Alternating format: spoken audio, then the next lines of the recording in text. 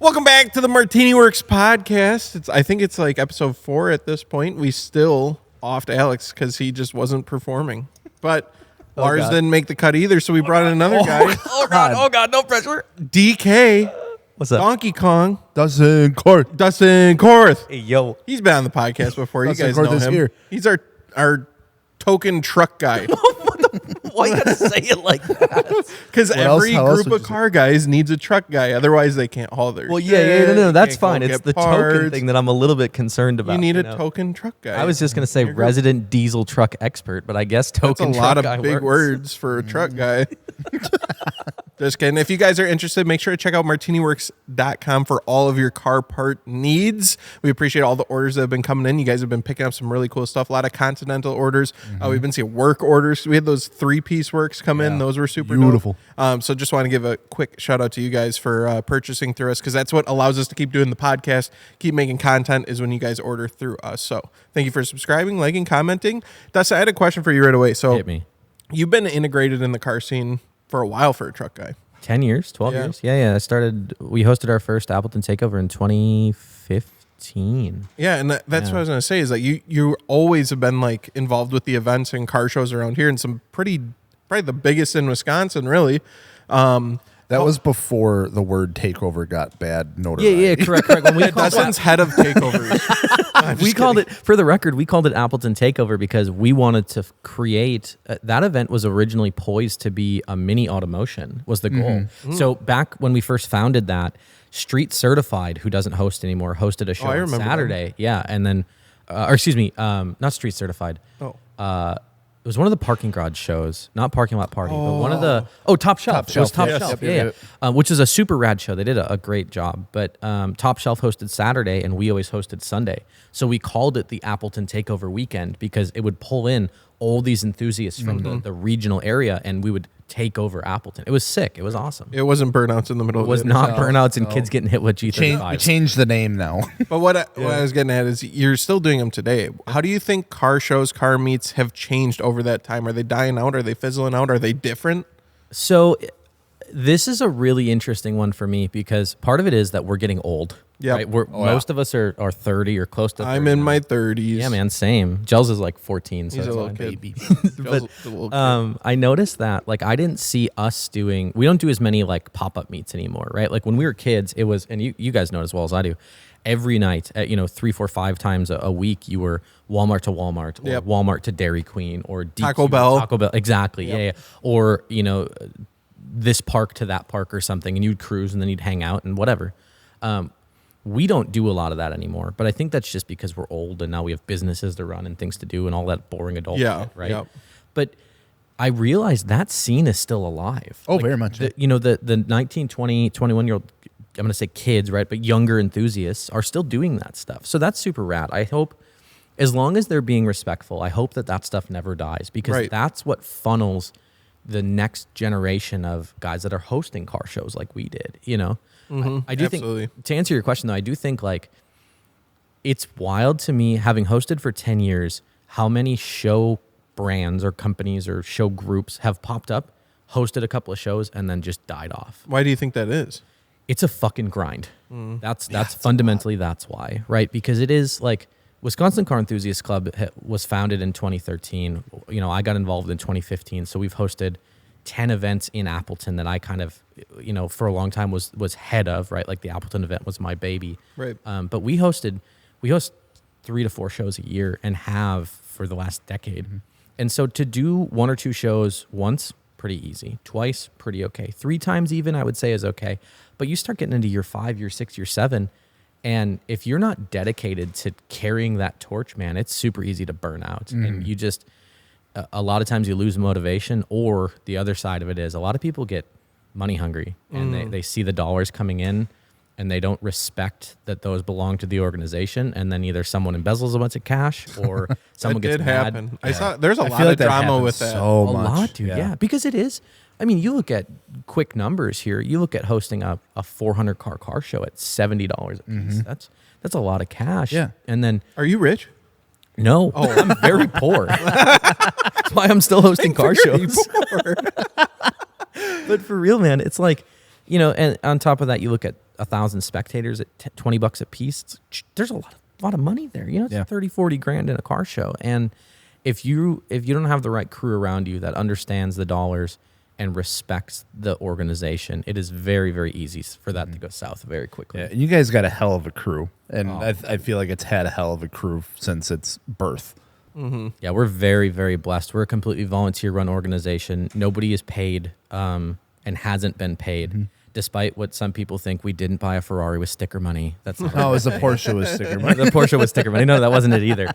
But yeah, we're very blessed to have just an incredible crew of folks that have supported us, and continue to move this organization forward since we founded. And some folks have come and some folks have gone, and the group has kind of changed. But there's that core group of like 10 people, 15 people that I swear to God would take over the world if we asked them to. Really, we could be like, we're storming the Capitol tomorrow, and they're like, fuck it, I'm in. Don't say that. Don't say that. You can't say that.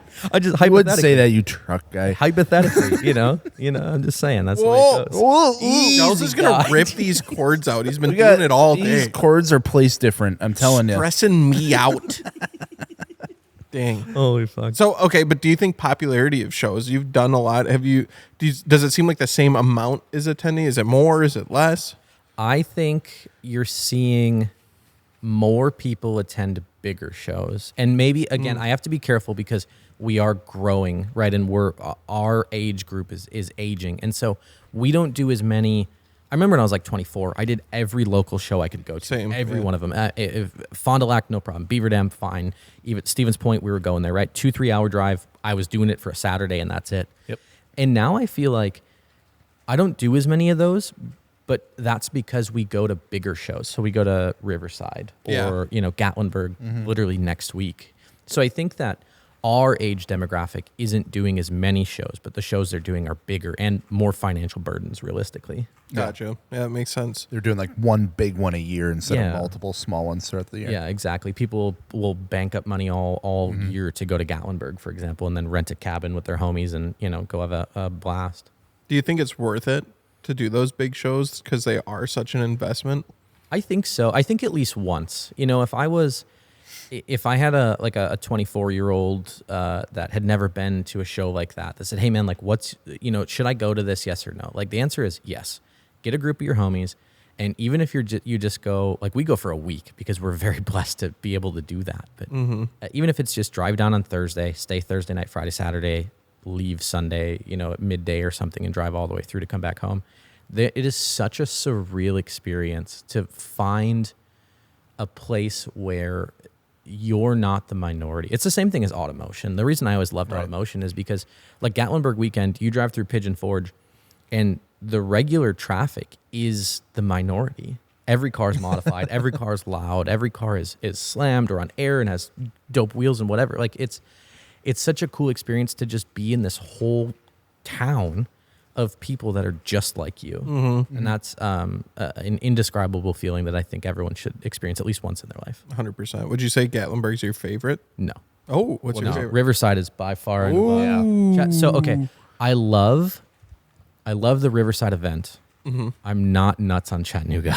Yeah. Sorry. Yeah, it is a weird area. It's just Chat is an old industry city, and it's they're doing a really good job. They're cleaning it up really well, but it is maybe not the most friendly for tourist place versus like Pigeon Forge. Right, that's Gatlinburg. built around Super that, touristy. It's almost too touristy. Yeah, it's right? almost too touristy. Yeah. But I think for me, the show preference comes from Gatlinburg is really cool if you're into specifically like the stance car show scene. Like that is the pinnacle of stance cars, in my opinion. Riverside is super cool because Riverside is so damn unique.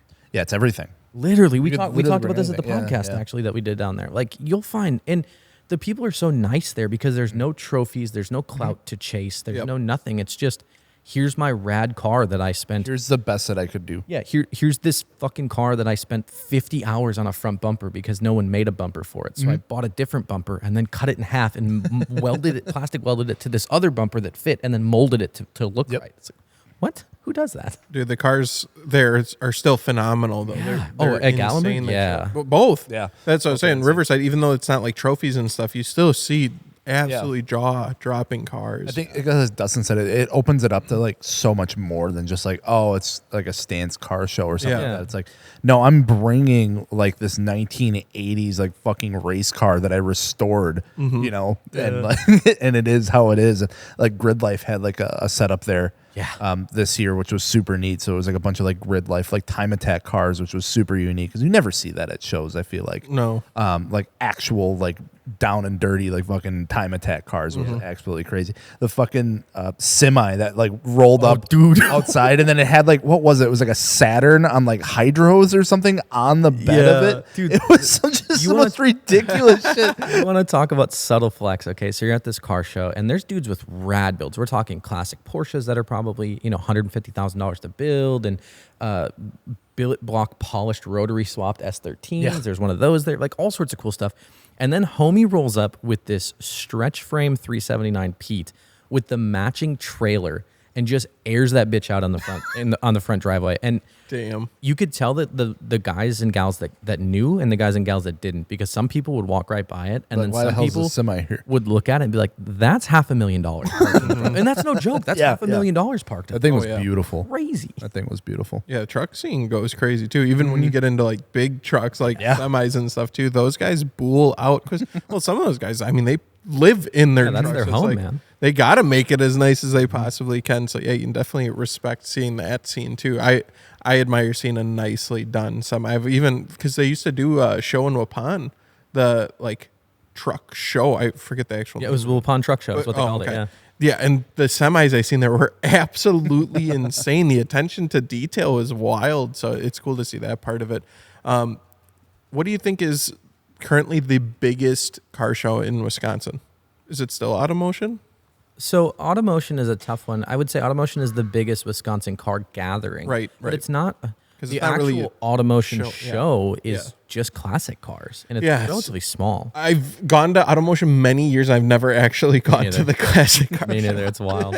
Everyone just goes to get fucked up on the strip and then Iola? watch cars. And yeah, if we're talking just car count, Iola Classic Car Show is still the biggest. Another in one the I've state. never been to. Iola's wicked. It's insane. It is, and not so much from like from a car side of things. Like there's some cool old cars there, and a lot of classics, a lot of like pre-war stuff, which is cool, like pre-1930s cars, which is awesome. But the swap meet there is freaking huge, and you'll find, if you need it, there's a good chance you can find it there. I almost bought a ProTech composite bed for my truck at Iola at a car show, Classic swap car meet. show, yeah. That's wild. So literally anything you can think of, from home goods to vintage car parts to Any rotary engines there? no, but there was a set of RX-8 seats I almost bought for my race sim Oh shit! before Status hooked it up. Shout out Status Racing. All right, It's a little plug. guess I'm going to Iola. Let's do it. You know what's been my vibe? I still like Gatlinburg. Insane show. Like you said, you need to go to that at least once. You'll love it. But I've really come around to, in my old age, my old decrepit age that I'm at, Cars and Coffee has just been Oh, dude. my go-to, Yeah. dude. You know why? The smaller, the better. You know why? Because it lasts like 2 hours. Yeah, and that's all it needs to. I can check out everyone's cars. I can talk to everyone I need Yeah. to in that time. And then, like, when you're leaving, you still feel that, like, you almost wanted a little bit more, Yeah. which is what you need. Like, there's some of these bigger shows that, and I've preached this 100 times, so I won't go too in depth, but when they're 8, 9, 10, 11, Oh my 12-hour God, shows, yeah. there's nothing more than I want than to leave the show at that time. Like, I am just tired out. I just want to be away. Made like 3 laps of the place. You So, talked yeah. to literally everyone twice. It's Dude, I've like- seen every car 15 times, Yeah. and it's just too much. So, like, yeah, Cars and Coffee, where you go and then, like, you leave and you're like, I can't wait to go to the next one. Yeah. That's just what I've really enjoyed lately. That's why we last weekend, I got invited up by this group of like RC pilots to check out the show that they were doing, like an RC air show at this place up in Okano, which is north of us here. And like, oh yeah, we do this thing. It's right at the municipal airport. It's a fly-in, like with real planes, and then there's also like a class, like car show that they host. Oh, And I was that's like, where you were. Yeah, so I was like, yeah, we'll come up, like check Mm-hmm. it out because I wanted to see what it was all about. I was like, we'll bring the RX-8, screw it, you know. We brought, dude, there was over 350 cars at this little fucking town in like a random Saturday morning, and there was a ton of people there, and there was like like full-size airplanes. They had like probably like 30 airplanes like parked out on the That is field that you so walked crazy. through. They were Yeah. Small doing town. monster truck rides. They had the huge like car show. There was a tractor show portion of it. fucking Oh, went. now we're talking. Dude, I was like, went. where the hell am I? And how have I never been here before? Like, it was sick. That's crazy. I So, love stuff I like think that. that's a good tip is like get out and try to find a car show around your area, around, a couple hour maybe. 'Cause there at the are farthest. a lot. Yeah, and just go check it out because you'll never know what you find. I remember when I went to my first ever Cars and Coffee, and it was in a city in Wisconsin that I've never been to, and it was a little tiny, and it was the best one lit, I yeah. ever went to. The quality and caliber of cars, and then also like. I remember waking up at like 7 a.m. and driving to it, and dude, the roads are peaceful. You have the dew and the fog The rising sunrise off, coming up, sunrise is yeah. coming up, and you're cruising on back roads to get to it, and that is like the absolute best. So definitely go check out all your local shows and find your favorites. It's like Lars and I always talk about going to Road America as well. And there's something about going to a track day. Oh, super early in the morning. And you leave at like 6, and the trip to Road America isn't interstate from us. It's all like It's the best. County highway, yeah. I Yeah. love it. I And love you- the drive to Road America. especially like when I'm pulling a car down in the trailer, like windows down in the truck, just humming along. You look off out of your left window because we're driving south, and the sun's coming Cows. up over the fucking fields, and there's dew, and the roads are quiet, and everything cows. just feels good. And then the moment you come up that hill and turn into the gate, it's There's like cows. we're home. God, I love cows. There it is. I'm glad you've seen the cows. No, legit. Like I absolutely It gives love me goosebumps, dude. Literally, look at Yeah. this. I'm literally have He goosebumps. does. Look He at got it. him. Oh my God. We got Dustin all worked up. He does have goosebumps. I can confirm. Or it was Sorry, the I'm just cows really because I didn't see him until after you said cows. So Hey, just do it for me. You man. say What can I cows say? 3 times, it gets them all. dude, no, I like love the Beetlejuice. fact that it isn't just a highway to Road America. Yeah. It's all Yeah. back roads, which is It's like, yeah, you get like, especially like right out of Elkhart Lake there, and it starts getting like really windy Yes. and twisty. It's not just like a straight shot. it's like, through a oh, I'm cornfield. almost to Road Yeah, America. dude, it's such a vibe. I love it. It always is cool for me too, because I grew up so close to that place. Yeah. I've shared this, I think, with you guys a couple times, but never like with the podcast. So I grew up. My granddad's dairy farm is a mile. It's just shy of a mile. I think it's 9/10 off the end of turn 1 Damn. to the west. You can hear them. Yeah, literally. So when we would get done milking in the summertime, and shut out all the no, we had machines, Dakota. We weren't from Beaver Dam. I like to think that you milked them, and when Gotta you get up early got to milk okay, them. when you got done milking them, I'm Yeah, visualizing. no, you're good. We'd you shut the pump off and stuff, and clean the milk house up, and then close the door. Right, it's let me set the stage. It's middle of July or August, right? 8:30 p.m. Sun is starting to go down, whatever, and you'd close the door, and from the barn you could hear the cars ripping down turn 1. That's sick. So it was such like for me, growing up super close and then never having gone there, and then when I moved away, I kind of chased a lot of building a future and businesses and stuff. And so then to come back, every time we come back now as a 30-year-old, it's such a like cool homecoming feeling Yeah. for me. It's like Because nostalgic. For yeah, you. yeah, exactly. It's like I remember wishing and wanting so badly to just be involved in that stuff as a young kid, and now to do it on like a casual Friday, like, oh, we're going to Road America to track the R34, Yeah, for yeah, example. What is my life, dude? Yeah, that's crazy. Super cool. Speaking of the R34, we took that to Road America, and on it we had Continental Extreme Contact Sport 2s. They Sure did. handled phenomenal. Slapped. And they're a phenomenal sponsor of the MartiniWorks podcast. We love Continental. They offer everything from all season to performance tires to winter tires in a million jillion sizes. That's the technical term that they use. Yeah, you guys know it. Jillian. They have they have an awesome warranty as well. It's insane what they offer. Go check out their warranty. It's gonna blow your mind. It's nice to just have that peace of mind, especially if you're going down to Gatlinburg or something like that. Your warranty can cover you on your tires, and they'll post you up in a hotel or something goes wrong. But check out Continental at MartiniWorks.com. My personal preference is get some Extreme Contact Sport 2s. Or the DWS06, also an incredible tire. And also, if you're in a place with snow, get your Viking Contact 7s Yeah, now. those tires are incredible. Jesus, that scared me. Sorry. Goodbye. Hey, we've been doing some. I'm looking at the GTT right now. Yeah, she. I know y'all are listening, but I'm staring this yellow dandelion straight in the eyes. And it's staring back at us like this. Yeah, it's kind of ugly right It now. looks just like Owen Wilson. And that's because Gels and Dustin tore it apart recently. Yeah, we're like, oh, week before a car show, let's fucking tear everything off of it. It's not okay. do a All right, huge mod. Stop. We didn't Huge tear everything mod. off. Well, I mean, looks pretty 90% tore of off it- right now.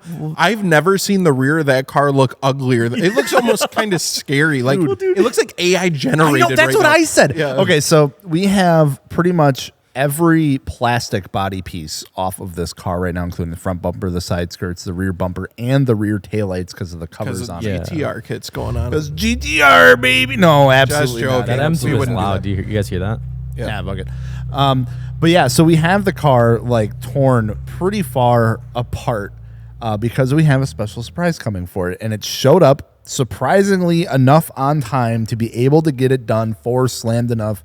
Gatlinburg and or Sevierville and or Seaverville because We're we calling keep it getting yelled fucking at. call it on how to- Gatlinburg. Do you know how to pronounce Seaverville. the S word? Seaverville. Okay. Is it? Pretty sure. A bunch of people are commenting. They're trying to like Chris, spell it out. Chris, Like, can do you Google it right now? The like dictionary, How to you know, like pronounce parentheses.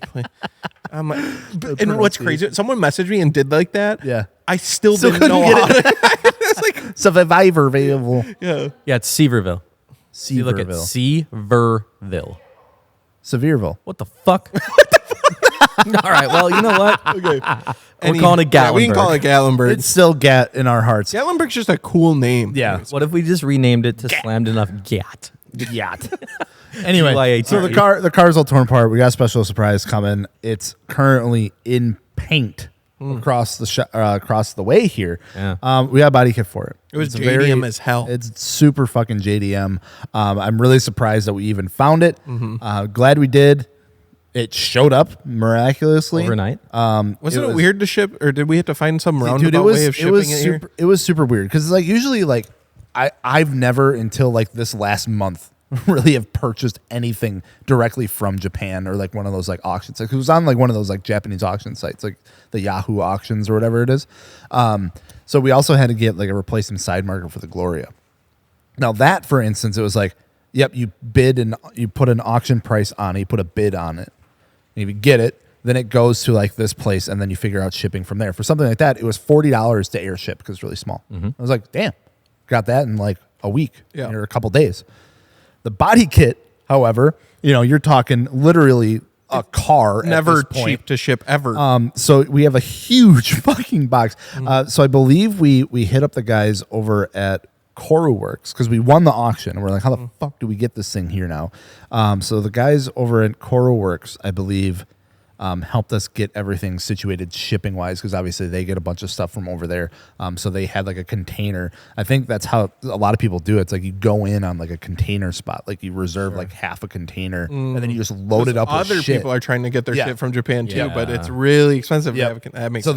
like you know go in on a container with someone and then once it's filled up then they ship the whole thing. So like sometimes it can take months. they're and months waiting and for the months. spots to fill. Yeah. Yeah. And then it has to come across on a fucking boat. Yeah. So like coming across the ocean. So surprisingly enough, we got it. It was 50 shades of red. The car is 12 shades of yellow. Now we're trying to get it Why all. so many shades? The body kit was only like one color. It was just red. No, it was a few different It was a reds. few different It was a reds. few True, different actually. The reds. rear bumper had a couple. Honestly, that is a couple different yellows because that's just the way. We don't talk I mean, about it. I'm Don't looking even- at the don't even bumpers say right it. now, and They you can definitely literally don't see match. with the bumpers right next to each other. That's just the way yellow Yeah. is, dude. Yeah, I'm not It's sure so what hard to exactly do. happened because like the front bumper for sure was repainted at one point. Yeah.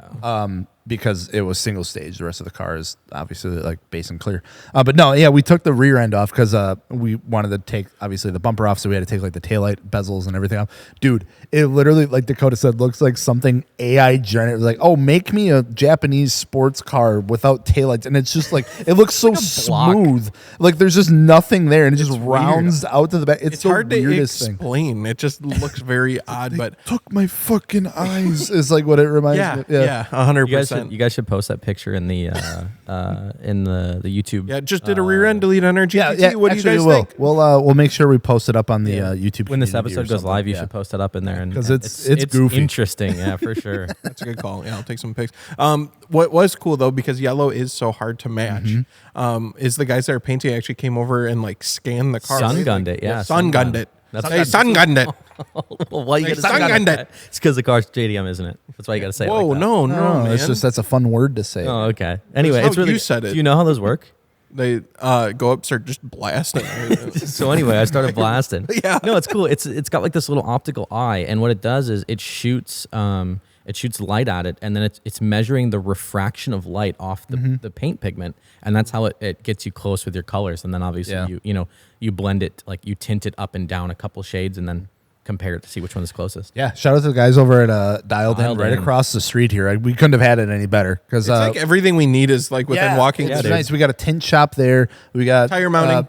Johnny, who does detailing and tire mounting right over there. Right over here, that. we got the guys over at Dialed In, Tim, and then there's another place that I'm going to hit up today, literally right over here, that does like alignments and work and stuff like that. So this is a good shop pick. Dude, we're our in a good, shop- we can never leave here. No, Well, we have a We're pond. we're just gonna need another building. I heard We need to there's kick fish this in guy it. out and then blow a hole in this wall Jesus. here. So we No, have we two. got plenty of room right now. No, we don't. We can go up. Yeah, but we also have to get. Honestly, I think we should just get a storage unit for like half of this shit. That's true. Yeah, we The don't. only thing I worry about with that is if we have a storage unit, we're just gonna pile shit in it because Good. That's what a storage unit is for. But then what happens? Then you're is- getting the most money out of it. see that corner full of boxes that nobody wants to look at. That we'll have that, but in a 10 by 20 storage unit. Perfect. That's where it should No, be. that's not good. where it should be. The next time I'll see it will be on an episode of Storage Wars. We should just get rid of it. Ah, shit, the skyline.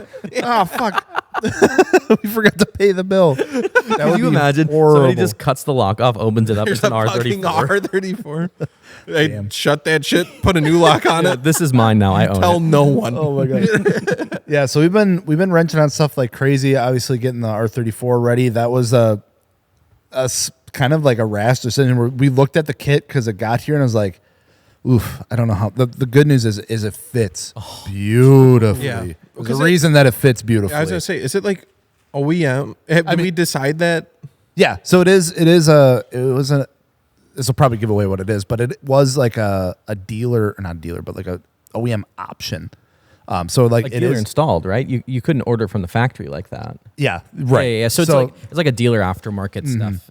yeah, It was stamped with Nissan. yeah, it was all Yeah. Nissan branded, and it's like it's not fiberglass; it's actual like that plastic. Yeah, it's ABS. It's and really it nice. Fit perfect. Like because before we drop it off for paint, they're like, "Well, you guys should really mock it up just to make sure," because obviously body kits can get really weird with fitment, Super especially if it's durable. like aftermarket. So it's like we'd hate to paint it, and then you'd have to like start cutting it up and like modifying it and sanding it down, and then have to get it like resprayed or something. So, yeah, shout out to the guys over at Dialed In. They're taking care of it for us. We should be getting it back in a matter of like 24 hours here, and we got to get to work on it. But in the meantime, we've been doing a lot of stuff with the Gloria. We got wheels here that we need to rebuild, multi-piece wheels that are in multiple pieces. We got stuff for our own personal cars. We're trailering down how many goddamn cars? 6 down, We have 7 a back. whole like trailer reserve. No, we have a semi. We have a whole semi reserve. Shout out to Dolly Logistics, by the way, for being a homie and taking care of us. And shout out to Hey. Greg with the Red Bulls, my man. Oh, let's go. But yeah, no, we're bringing a whole crew of cars down, and it's awesome. It's super exciting. I'm just gonna drive my car down. Are you? Mm-hmm. Are you actually? That's what I decided. Are you taking your lip off? No, You're gonna Damn. drive it with the lip? drove it back. That's right. You did drive it That's back right, with the that's lip. right, Yeah. that's It was. Yeah. I think I scraped once, which is fucking insane. That is Like crazy. no joke, my car is literally like an inch off the ground with the lip, and I was terrified. Somehow the rear spats blew off. I think Before it the works, lip. What works with your car though is it doesn't have a long nose, right? So like, Yeah, it does. It's got a huge snout on it. yeah, but got a not huge not noz. in front of the axle. Yeah, I don't think it's that long. I think it might look long, but like I think it looks long. the Probably 'cause S2000. the- The reason the S2000 loads like shit is because that bumper sweeps so far out in the front that it doesn't look like it's a long car.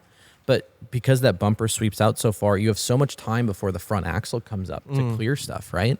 Whereas like I think your car, and maybe I'm wrong, I haven't looked a ton at the Supra, but I think that like the front bumper shape Look is at his car, man. shallow enough that it kind of picks up without running, too many issues. Why are you I avoiding agree looking at his car? with the stock bumper, but that lip just changes It's so everything. low, it yeah. fucking hangs So way low. down. But yeah, I'm just gonna.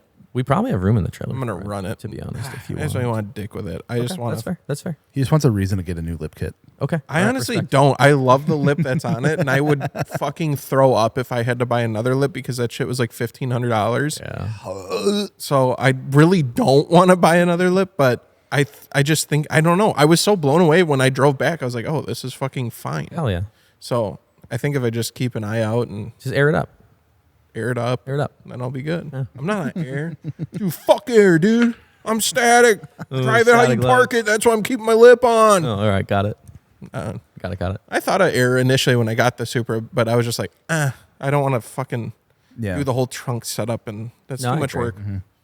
I've enjoyed it on course. Has anyone ever done a hidden air setup in a car before? Oh yeah. Yeah, you can get really crazy with it. I always see, like, everyone always does really extravagant trunk setups, for example, right? But I almost wonder how rad it would be to just hide that shit. Yeah, and I mean, not like, see it at all. like the RX-8, for instance, I'd love to like get that like tucked away just to have some like room in the trunk again, because we do drive that thing quite a bit. So it's I've seen people hide their shift knobs at car shows because they're embarrassed their car's automatic. I've seen that. Oh, Yeah, I see them take them off, lay something over the console. that's crazy. Here's Well, the- dude, I mean, to be fair, I kind of get, because I've literally seen people walk in and go, oh, automatic. Yeah. And then they just walk away. So it's like, here's the hot take for that. You ready? Yeah. You ready? Automatics are better than manuals. You can't change my mind. better in what sense? That's going to shift faster and better and more consistent than you ever will. Yeah, but what's Ever. more fun? The problem is A how DSG with a lot of horsepower. how What many do you mean? instances are you driving where you need that millisecond faster? I'm not. I would even- rather have the overall driving experience of manual than knowing I'm a millisecond faster than. But even in daily driving, it's going to, an automatic transmission, when tuned properly, there's the asterisk, when tuned properly, is going to keep you in either, if you're shooting for fuel economy and you're tuned for that, it's going to be more fuel efficient because it's going to keep your RPMs either in the power band or down, right? So that way you're not burning a bunch of fuel. If it's a performance car, it's going to keep you in the power band longer, which is what you want. Plus, you don't, in a boosted applications, you don't lose boost between shifts like you do with a manual car unless you have like rolling anti-lag or something. But there's it's one of my favorite arguments to have, especially with younger enthusiasts, is everyone thinks you got to have a manual car. It's like, you don't. No, you don't. You don't. But I get technology why is people so love good. manual though. 100%. Like if I had the option when I bought my Supra, there was a manual one sitting there and an auto one, I would have got the manual. That's what I would have done. That's fair. But of course, I buy the car. Then a few months later, they announced It was like, hey, guess what? yeah, ELC. because that's how. Yeah, that's literally how it goes. However, I will say I have very much enjoyed the automatic transmission in the Supra. I think they did an rips. absolutely phenomenal job with it. It's fun to drive, and like you said, it holds boost, and you get to shift quick, and still got the paddle shift. So it's fun. It has its place, and it doesn't need to necessarily be looked down upon. But I just get the appreciation for manual as well. Yeah, I agree. I think more fun. For me, it's like, what's the purpose of the car? If it's a weekend cruiser only, or you're just like, I think of like an old 70s Ford F100, for example, right? If I want that in a 6 or 5 or 6 speed, right? I want something where I can putz around and grab gears and whatever. But for a daily driver, for a track car, for a performance-minded like weekend car, any of that stuff, I would be hard pressed not to buy an automatic car. That's fair. Especially if it had either dual clutch or some of the newer, like Ford's got the 10-speed in the Mustangs, or BMW's going back to some automatic. Yeah, anything that can shift. I will say manual in traffic is the fucking worst. Like if you get in a big city or like your daily commutes in a big city, manual is fucking Especially with a heavy clutch. terrible. Absolutely terrible. Yeah. And I got Any big-ass other calves, I'm situation good. though, any other situation I'd rather have it. Yeah, that's fair. That's fair. I just hate how much hate automatics get. Yeah, Yeah, they do get a lot of unnecessary. Like Dakota said, I have seen that too. People are like, "Oh damn, a Mark IV, oh fucking automatic." Oh, it's an They just like automatic. walk away. It's like, Stop. apparently the entire car is just dismissed. It's now. literally on like the nicest fucking wheels. It's got like nice tasteful mods done to it. It's just beautifully clean. I knew a guy that had a manual Mark IV Supra and he was building it to like 1,000 horsepower in his garage. He took that manual out and put an an auto automatic in, in yeah. it because he was building it as a highway car, roller. The ripped. the Evo 10 got the same hate. Remember when that came out? Because that was dual clutch. The MRs. Well, Yeah, they did those have a manual version. Yeah, but a lot of guys were buying those in the MRs with. I've never heard how the MRs did. I have a funny story about that actually because Hit us with I it. want to bring it up because I felt so fucking you have- terrible. you I have had a a GSR, right? Yeah. so as the manual, and a guy messaged me about it, and he's like, "Hey, I'm looking at picking up an Evo 10. I'm thinking about getting this MR. What do you think of this one? Like, do you think this is a good one to pick up?" And I looked at it, I'm like, "Yeah, it's good." I was like, "It's an MR though." I was like, "It's auto. I would totally get the GSR. Like, get the manual, dude." And he's like, "Yeah, well, I'm in a wheelchair, so." And I was like, "Right." Fucking rip. That would be some shit to happen. to me. Right. Yeah, I know. I felt really bad. I was like, that totally makes sense. Yeah, Yeah, that MR looks great. And that, That was I was actually Only just idiot fucking by with a you, fucking you know. hour. uh, it was my buddy Chris. He's a good guy. He's really cool. That's Sorry hilarious. that happened. It's cool. That shit's super cool to me, though. That's another complete irrelevant tangent side note. And I know we're just circling the drain and spiraling at this point. But when I got to see Chris White's car for the first time, I don't know if you guys know Chris at all. Yeah. But like his GTR, Chris is obviously That's who paralyzed. messed- That Oh, was him. Oh, sure. Okay, but when I got to see his GTR for the first time, because I'd never really seen a hands-only driving setup, and it's Dude, fucking it's nuts. rad. Yeah. It's so It's cool. super cool. And it actually like makes a lot of sense. Like Yeah. it's very like ergonomic. Yeah, it's obviously. super sick. I thought it was just the. I love coolest that thing I'd that ever seen. exists. So Yeah. like people in those situations can still have like know. dude, his GTR is so fucking sick. Yeah, it's he insane. builds phenomenal cars. So yeah, it's awesome to see he's not limited by that. Yeah, at all. exactly. Super cool. It's got to be expensive though. Yeah, I can Because imagine. it's very unique, right? Like Yeah. and usually stuff that's like I don't want to say one off, but like limited production like that is just always so expensive. I imagine drive-by-wire cars. It's got to be pretty easy. Let me preface this by saying I have no experience in this realm, and I could just be talking on my ass, right? But I imagine like if it's a drive-by-wire car, it's already an electric throttle. So I So imagine, you're just putting like a controller. yeah, of some changing sort that in to a there. potentiometer on a hand throttle Potentiometer. can't be super difficult. I would Isn't imagine. that what they use in radio dials? No, potentiometers are the only reason I know what it is. This is ag nerd Cows. stuff. Is close. Is because it's what you use on the feeder house of a combine, which is like the big centerpiece to tell if it's up or down. Just getting goosebumps again. Me too. Hey yo, that's South Central Wisconsin fucking farm country coming back Jesus. out. But anyway, that's the only reason I know what it is, and it's just a switch that essentially measures. Gotcha. Where it is in on the Dustin sensor. just has like a Slumdog Millionaire moment for every single thing that we talk about. Back in the day, Yes, it's potentiometer. I'm sorry, I don't know why I do America that. was outside my cow house. Oh Lord. Cow house, Jesus fucking Christ. It was pronounced the Moo House. Dustin, okay, you got a really sweet Duramax right now. But if you were to pick up a car Yeah. instead of hauling them all the time, Yeah. pick up for you to drive. Okay. What do you think you'd get right now? What's the budget? Like, what do we? Let's put some parameters because I could do say, anything, right? Yeah, I would say okay. For example, let's say it wouldn't happen. You sell the truck. Yep. You're looking to get into your next vehicle. Okay. So bad news, Duramax is worth like 15 grand. Oh come on. 20 tops. I- But okay. no, I think that's an okay budget. I don't know. I have this, and I've talked about this before. I have this really weird affiliation with or affinity to like little shit boxes that shouldn't make as much power as they do, which is why like Clap Car is probably my favorite car he's ever built. You would buy a clap car? In its current state, I might be able to afford it. But like I had an NB Miata with a supercharger, and I loved that car. I'm also like 5'1". So I fit in smaller cars. Give yourself more I'm credit than that. I'm a 5'8", okay, All right, but it's yeah, fine. jeez. But I love little stuff like that, so I think that would be fun. And S2000 would be rad. Yeah. Another Miata would be cool to do like a turbo build in one of those. Would you do like a newer one, or would you go back to an NB? I'd go NB. I Damn. don't really like the NCND, and Such Yeah, a they wild were- take. Yeah. Especially from big Duramax truck guys. Like, I want MB Miata. otherwise, I mean, thinking in like that 20 Gs, it'd be cool to do. I don't know. I talk to the driver motorsports guys all the time because we work with them. Dude, there's so many good options out brother. there for that. If they don't stop you hit that bringing 20 in- grand mark for like those cars that they bring in, it opens up a whole realm of What's wild to opportunity. me, I've said this a couple times before, but what's wild to me is people think importing cars has to be expensive. You can buy from Driver Motorsports right now, fresh off the boat from Japan, 60,000 mile Nissan Cedric for 10 grand. Yeah. 10 grand.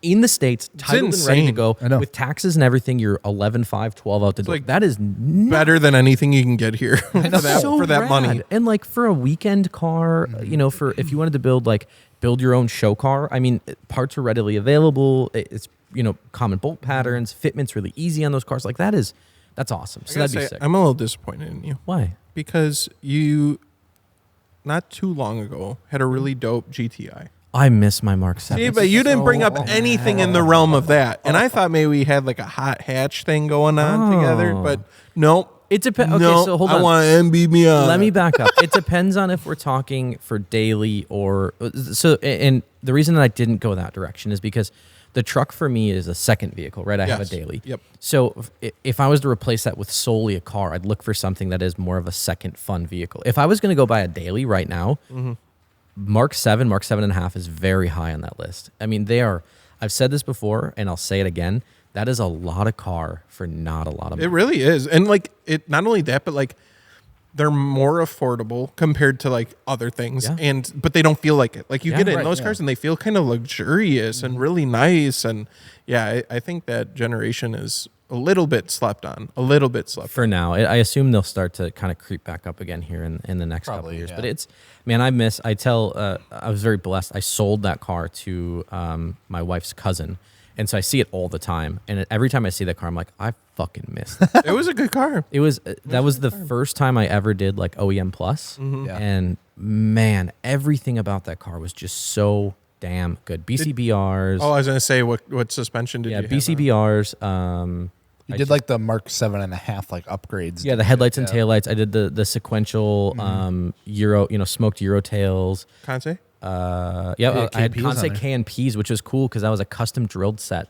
Chris and I actually worked on drilling those. So it's one of the only 5x112, 18x9 That's K&Ps really neat. in the US, which was rad. I remember that was a big deal. Yeah, it was super cool. And then I did some interior bits. I did the Clark Plaid shift boot. Did a racing shift knob, which is rad. A weighted shift knob felt really good. It was just a nice, like, clean Yeah. setup that you had going. It looked really... Had the OEM. I put the OEM sub under the seat, which was cool too. yeah. Just a cute little guy, but it was rad. I miss that It was a good car. It's like that is an incredible road trip car. Really is. Yeah, they're perfect. And honestly, if you're looking for like something that's going to be a good road trip car or kind of track car or drive around, Yeah. Fortune Auto does phenomenal with their coilovers. They're so universal, and they're one of the main sponsors of the MartiniWorks podcast. Hell yeah. I'm going to be driving to Tennessee on my Fortune Autos. Done it once, done it twice, done it 3 times, 4 times. I've lost track how many times I've drove down on Fortune Autos, and never once, I swear on my life, did I think, man, these coilovers are just so stiff. No. It rides like factory, a little stiffer than factory. And that's really due to the digressive piston and how they set that stuff up in those Fortune Auto coilovers. It's so when you're driving on it hard, it stiffens up. But when you're driving on it normal, it's a little more loosey-goosey. And it does such a good job of that. It's absolutely phenomenal. So whether you're looking for 500s or more dedicated track focused ones like the 510s like we put in the GTT, you can check those out over at MartiniWorks.com. And a big thank you to Fortune Auto for being a sponsor of the MartiniWorks podcast. This is actually what you wanna start with? Is just fuck the EPA. That's where we're going. All right, man. Well, fuck the EPA then. So I'm not sure if you guys saw this or not, but talking about breaking news here in the last section, couple lawsuits just landed. New lawsuit just dropped. That's how it feels. Lawsuit battle pass? What's interesting is the EPA, like, there was a ruling a couple of months ago that said essentially that the EPA didn't have grounds to enforce some of this stuff.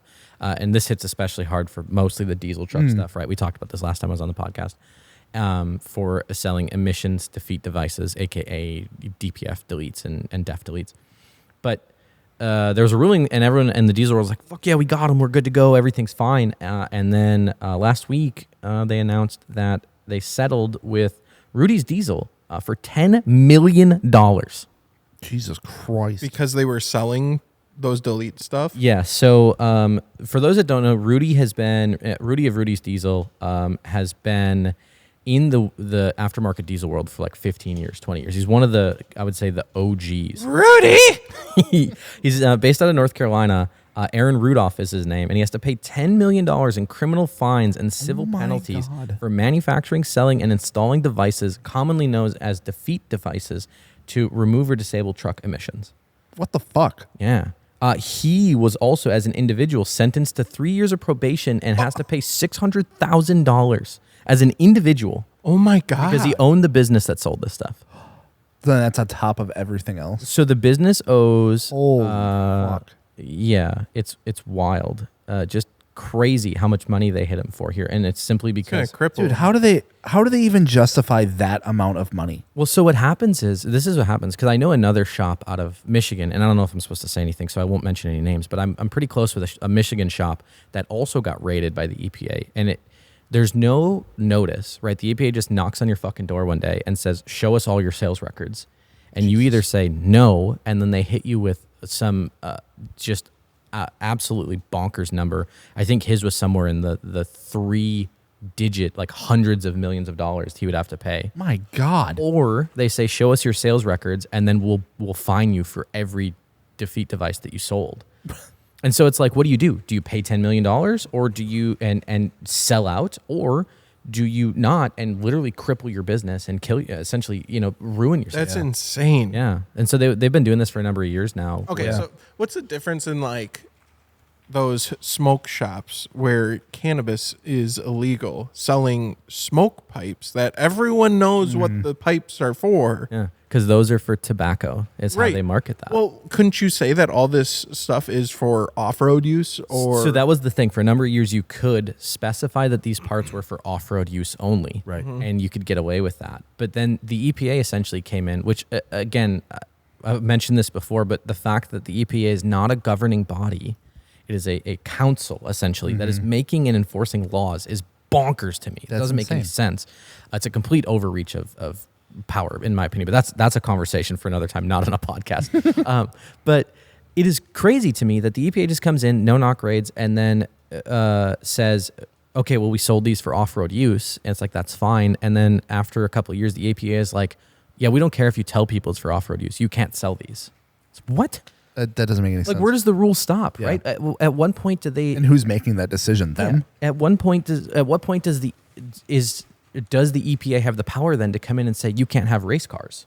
Well, how do you Right. define a race car? Well, anything that there was some actually they had lobbied a couple of years ago that you couldn't have a dedicated race car, a non-road worthy track car that had a VIN number. They were going after it and saying you cannot do this. You have to have like a purpose-built kit car for the racetrack. And the SEMA organization did a great job, really throwing their arms up and saying, hold the fucking phone here. You can't do this. That's an overreach. Damn. So yeah, it's crazy. So they just nailed Rudy's for $10 million. Cobb just got hit for $2.5 million. Cobb- Again? Cobb been going through it the last few Again? years. Again. Oh my God, I didn't know that they went through it. I thought they handled it pretty decently, considering the fact like there's not anything you can really do, right? Like you have to kind of comply or shut down your business or change your business model completely, I guess. But I thought they did a somewhat decent job of at least being upfront about it, sending out a lot of messaging, telling people like we need to change, we need to stop because of this. And then I didn't know it happened again. Yeah, and they may have just settled. What happens a lot of times is you'll hear, so like the Rudy's diesel thing, for example, and probably the Cobb thing too, they'll get hit by the EPA, and the EPA will blast that out on media because they want people to see that, and essentially they're fear mongering realistically, right? They're making people afraid of that stuff, and then. Yeah. You'll go through legal for sometimes 2, 3, 4, 5 years before it actually settles. A lot of time. Yeah, if they're going through all those records, It's disgusting. And then when it settles, right, then they'll announce it again, like, oh, we hit them. Gotcha. So it's in this weird cycle where people just continue to get hit. It's crazy though. But what's wild to me is where does that $13 million go? Right. Where is that going? Well, if it's not a governing body, Yeah, we're paying going that. to them. We're paying that, but where the fuck does it go? To keep raiding more places. Well, on a lighter note, Yes, please. I got some Please. news from. I'm angry. I got some news from the Drive here. Okay. Headline says Toyota aims to surpass 2JZ with next gen high performance. Oh, I heard engine. this. I Is heard this the this is V8 stuff? Here's the exciting. kicker. Here's the kicker.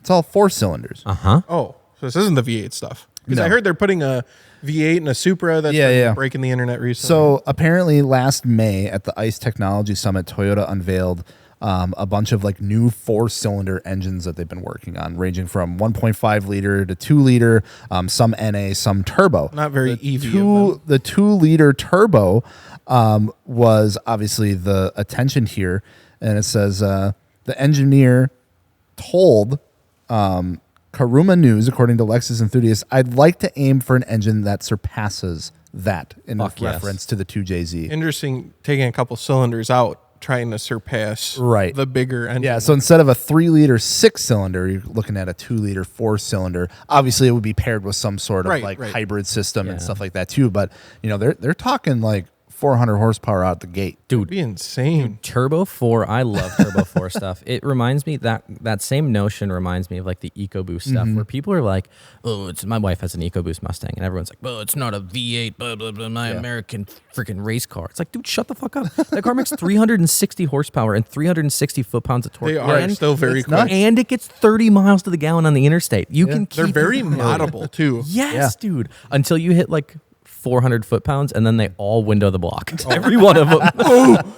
Well, it's like, and it's kind of interesting too, because like a lot of like the turbo 4-cylinders that we've seen like newer come out, right, have been like 1.5, 1.6. Yeah, real little stuff. 1.8 liters right now. Like Honda did the 2-liter turbo for the Type R and stuff like that too. But and that's where you're seeing like, you know, some pretty crazy numbers coming out. So it's cool to see Toyota. And I'm wondering, like, what are they doing this for? Are they doing it for like, what cars are those going in? Lineup of vehicles coming out? Are we getting a new Celica maybe? Well, you seen the rumor, right? What The if it was- Celica bouncing around. What if it was something not rebranded? What if it was a whole Like new a brand model? new car. It was Oh. interesting because they said not. it was Toyota and their affiliates Mazda and Subaru. So I What don't the know. hell's Mazda doing? I don't know. Mazda just kind of Interesting. Subaru makes sense, right? Yeah, Subaru, well, I okay, guess. because they have like. Yeah, the, what you does know, Toyota do with GR86? Mazda? I have no idea. Interesting. New rotary car. No. No. Poor Joe. RX-9 coming soon. Been hearing that for 20 fucking years. Gross. No, so that's kind of interesting one. I'd be interested to see how that comes out, because obviously like the turbo 3-cylinder, the GR Corolla. I mean, you know, the issues that Hopefully it be just doesn't out start there. on Yeah, fire. You know, that's all. not starting on fire. But I mean, you know, 300 horsepower 3-cylinder turbo. Pretty Yeah, fucking that's crazy. rad. That is crazy. So it'd be crazy to see what they can do with. I wonder why. Why not do a 6-cylinder turbo? I don't know. I Just did it with form the factor, Supra I and bet. used, from BMW. So why didn't they make their own? maybe What turbo? if it's cheaper. No, hold on. If they are in fact working on a performance Celica, I bet you form factor, because a turbo 4-cylinder is much smaller than an inline 6. So it's going to fit much better in a smaller form factor. Boring. All right, man. I love turbo 4-cylinders too. I'm not. Or maybe they're finally just telling Subaru to go kick rocks, and they're gonna make their own GR86. with a Hopefully, better engine. Jesus, the GR86 Well, with a turbo 4 would be I incredible. heard rumors of a sedan GR86 in Japan with a 4-cylinder turbo. Sure. I heard rumors of that a while ago now, and I wonder. But I heard that was only going to be overseas. I can't confirm. Yeah, they always get all. Of course, the, they get all the cool You stuff know, over like there. what do they have too? The hatch Subaru WRX over there. In Oh, really? Japan? Yeah, it's like some goofy little thing. I mean, it's better than the sedan in my opinion. Yeah. Interesting. I'm just taking a look through else here. You guys keep. Yeah, what do you got, Dakota? Any news for us? Update. Oh yeah. Oh, The Supra V8 stuff. I didn't look a lot into it, but it sounds like a race car. It's not like production V8. Yeah. But a lot of people are like, wow, why don't you make production V8? I don't know. I think it's really cool. I think it's neat. I think the car will be awesome, but I don't think they should make a V8 Supra production. There's always been a lot of rumors too around them putting a bigger 6-cylinder turbo in it and coming out with the GRMN model. Because that's what they did with, what was it, the Yaris, I believe, came in that, and it's like a beefed up one. Because what is it, the S58 that comes in like the beefier M cars? They want to put that in the Supra. oh, cool. Okay. It'd be kind of neat, but I don't know. Then on the other turn, all the Supra pages, I see that it changes every year, but they're saying 2026. Then they're cutting off the Supra. Done with it, huh? But they said that in 2025 Yeah, too, bro. in 2024, and then they keep making them. As long as people keep buying them, Toyota still be making them. Update. Oh, I think I figured out what this motor might be for. What? So another article from Lexus Enthusiast, one that the driver worked with on that previous one, that Lexus is working on a 400 horsepower Lexus IS prototype. I did hear that. Yeah. And also along with that, rumored 600 horsepower Lexus RC prototype using, I believe, the similar engine. Sign me shooting up. for 600 horsepower out of a 4-cylinder turbo. Sign me up. 600. Oh, From the factory, boys. From the factory. You remember, again, we talk about this all the time. You remember when cars over 500 horsepower? That was the like Facebook page? God tier. Dude, Yeah. if you knew a guy whose car was posted on cars over 500, you bowed at his feet because he was a big deal. And now it's like, just buy 600 horsepower. From It's fucking nuts. a fucking Lexus dealer. Yeah, dude, I'm excited to see Lexus stepping back up to the plate Same. though, because they have some fucking incredible cars. And I feel like they've been kind of quiet. Yeah. I mean, obviously you have like the RCs and the stuff Yeah. like that, which have been awesome. LC 500 is a fucking beautiful car. It's just like $100,000. And it's a boat, but I mean, it's still a really cool car. Gorgeous. I mean, it makes sense for them to like come back swinging with just a shit ton of horsepower and like a more like luxury version Toyota. That would be. They do a lot of insane. motorsport stuff. I don't know if you guys Yeah. knew that or not. They are big We've in motorsport interviewed the race car driver. Did you really? for- stuff. Oh yeah, That's super cool. Yeah. it was neat. Yeah. They have incredible cars. They sound awesome. All right. Well, thank you guys so much for listening to the MartiniWorks podcast. Dustin, thank you for coming on the Thanks podcast. for having Thanks, me, dude. boys. This We'll is see always if you fun. make the cut next week. If you're not here next week, just know you weren't good enough. Yeah, Next week's episode, we probably film in Gatlinburg, huh? Yeah. we'll probably be a little boozed up around a table or something. Oh, okay. Right. I mean, I'm down. You guys want me to hop in? I don't care. Or, you know, if you Yeah, don't we'll like see. me, If you're whatever, good it's enough, fine. you'll definitely be back on. Why you keep saying if you're good enough? not good Because enough, it's you not up- definitely won't Not be on. up to us; it's up to them. I mean, And yeah, hope- look what happened to Alex. Oh, yeah, drop a comment down below if you want me to come back. kicked him If out the not, country. well, They kicked yeah, Alex out of the country. I don't know. It seems like he's having a pretty good time for being Well, kicked out. Yeah, I'm jealous. Shut up about it. Thanks for listening. We'll talk to you guys next week. Bye. Bye. Bye.